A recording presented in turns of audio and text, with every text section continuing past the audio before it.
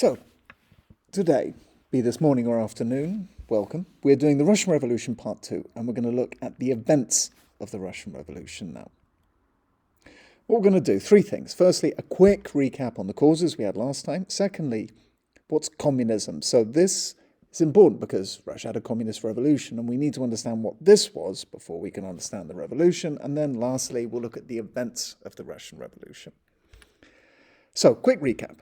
Russia before the First World War. Lots and lots of inequality. Russians would like a lot less poverty. They'd also like better government, preferably a government that doesn't shoot them when they try to ask them for more equality, and a parliament which actually maybe has a little bit of power. And they would not like to have an incompetent ruler who is the Tsar, who has absolute power. Another thing they would quite like is that if you do have an incompetent, stupid ruler like Nicholas II, the Tsar, you should not have a secret police who murders people who say that the government is incompetent and stupid, or sends people off to labor camps in Siberia. And lastly, people would really, really like no more dying in a very stupid war which is led by a stupid person. So, from last time, hopefully you will have something which looks a little bit like this. The four main kind of causes of the First World War. Any questions, of course, always just ask your teacher. All right. Now, Russia is going to have a communist revolution, so we're going to have to talk very briefly about what communism is. So, firstly, a few terms. The means of production, you need to basically know what this is, and essentially it's just what we need to make stuff. So let's say you want to make a product like tractors or tools. Well, you need factories. This is one of the means of productions. You need mines which produce coal for energy for the factories and iron for the factories to make your tractors and your tools. These are all the means of production.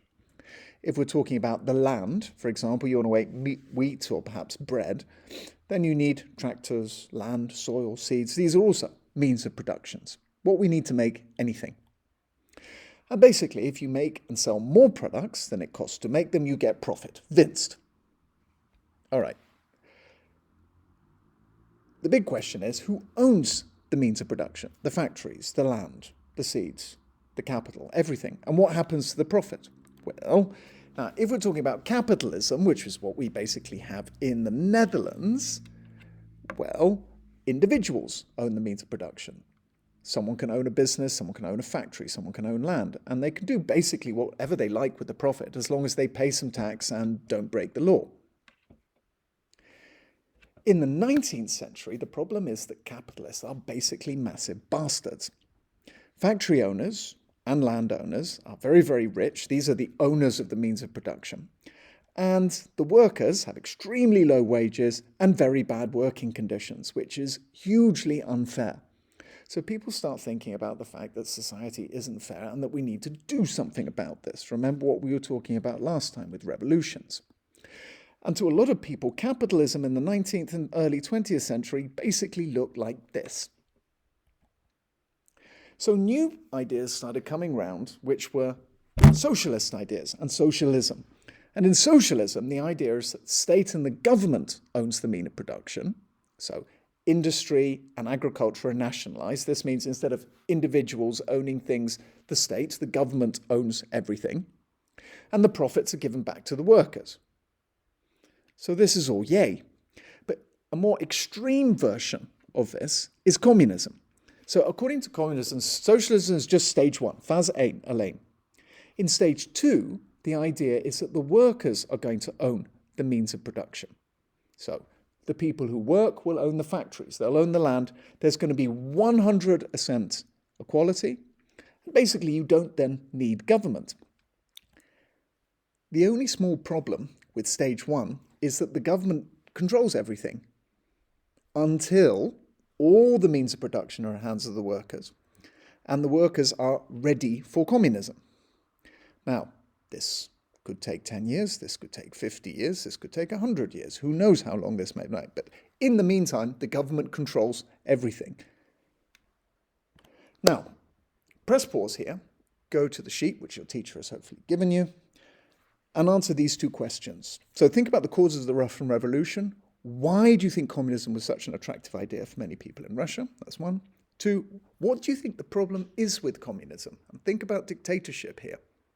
This is going to be a big problem later on in the 20th century. So press pause, answer these questions. Your teacher will run these through with you at the end. All right.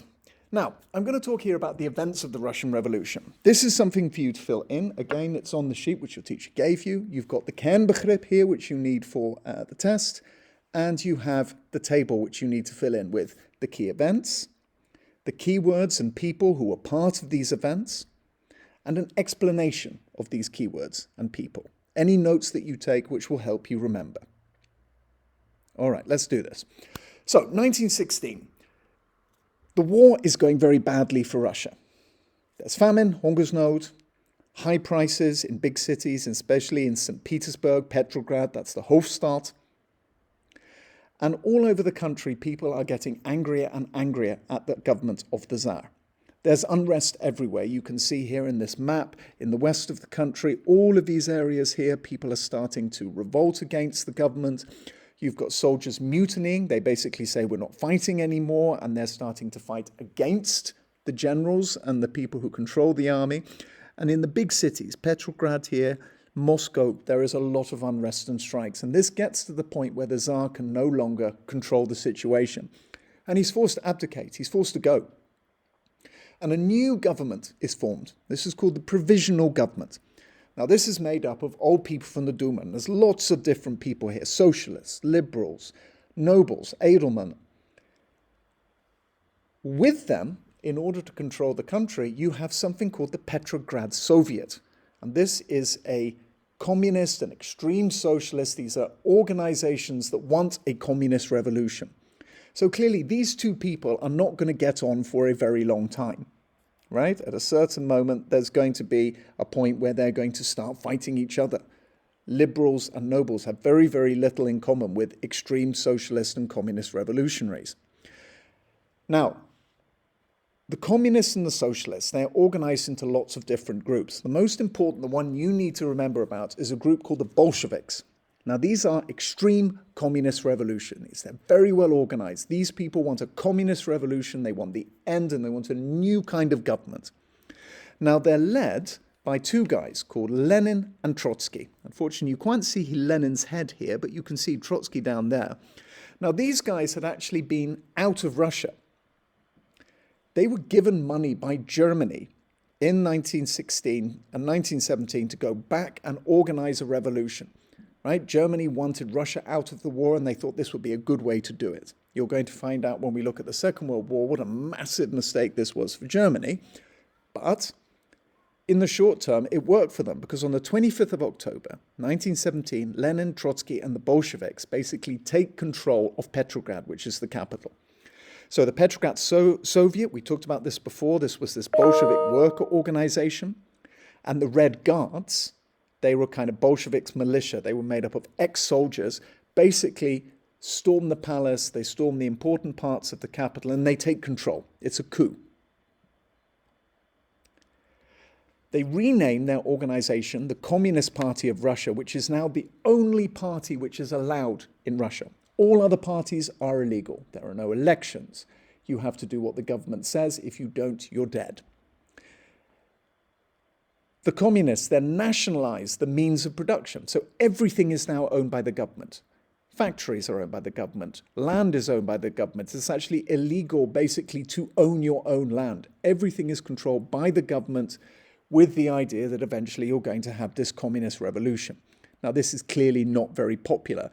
And a civil war starts, a Burgeroorlog, which is a very nasty war. In essentially, there you have what is called the Reds, the communists, versus pretty much everyone who didn't like them, which was everybody else. You had old nobles, people who supported the Tsar, socialists, some other communists who didn't like the Bolsheviks, and lots of other countries as well, Britain, France, Germany. They also saw what was happening in Russia, and they didn't want a communist revolution there. Now, short story. The Reds win. It's a horrible war. 12 million people die. The country is destroyed. The Tsar and his family are murdered. But at the end of it, Russia becomes what then is the Soviet Union, or the USSR. Now, this is only a part of the story, and we'll carry on with this later. Make sure you filled in the events on the sheet. You'll go through this now with your teacher.